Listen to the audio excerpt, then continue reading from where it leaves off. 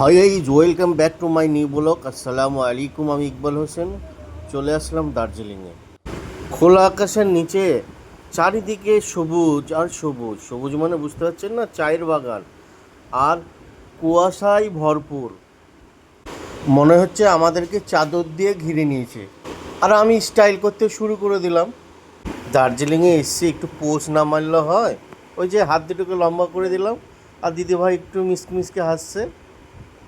একটু স্টাইল করে হাঁটবো ভাবছি, তো হাঁটতেই পারছি না। ও আমার দ্বারা স্টাইল হবে না।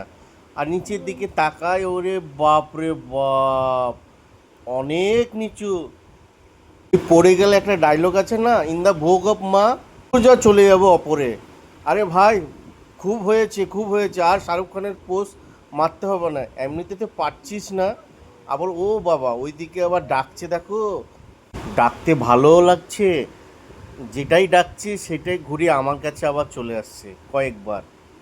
আরে ভাই, সবাই ঘুমিয়ে আছে, ডাকিস না, চলে আয়, দেখ একবার দেখে চলে আয়, আয় আয়, চলে আয়। আজকের ভিডিও এই পর্যন্ত।